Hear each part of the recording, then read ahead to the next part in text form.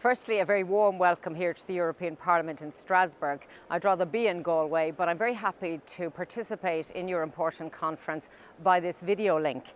I want to thank the Institute for Life Course and Society in NUIG for inviting me to take part. Your conference has a long title, but it is worth repeating: Gender and Health Impacts of Policies Extending Working Life. I've just come from speaking in a debate this morning which was focusing on caring in society and the gender aspect of that care, provided unpaid and indeed paid. And of course, women primarily are the carers. 80% of care work is informal and 75% of that care is provided by women.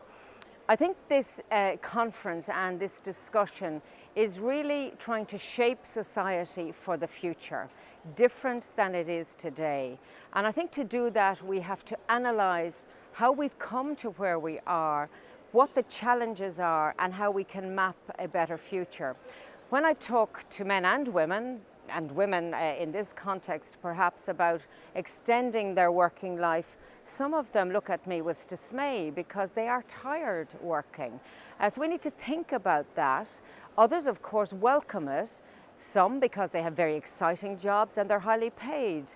But many in jobs that are not highly paid and have poor pension provision are fearful of continuing to work, and indeed of when they stop work. And there are gender and health implications for all of that. So I'll be very interested in the conclusions of your conference. If I touch again on this issue of caring in society, we have a changing demographic. We have an aging population.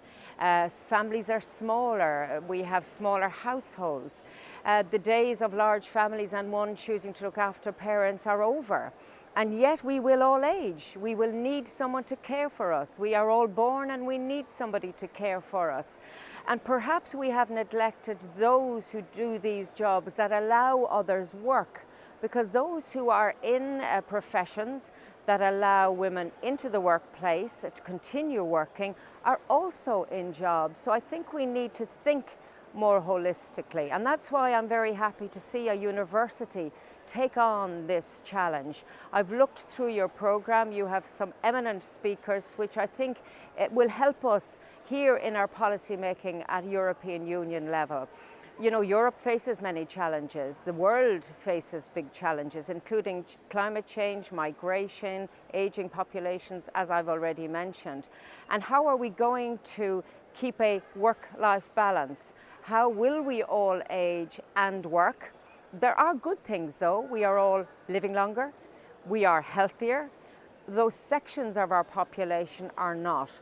So it isn't as simple as a one-size-fits-all. We do have to look at the different economic analysis of our societies, different socioeconomic backgrounds, and make sure that we leave no one behind, because that's part of the Sustainable Development Goals. So again, you're very welcome here to the European Parliament in Strasbourg. Greetings to everyone at the conference in Galway. I hope to see you shortly in Galway.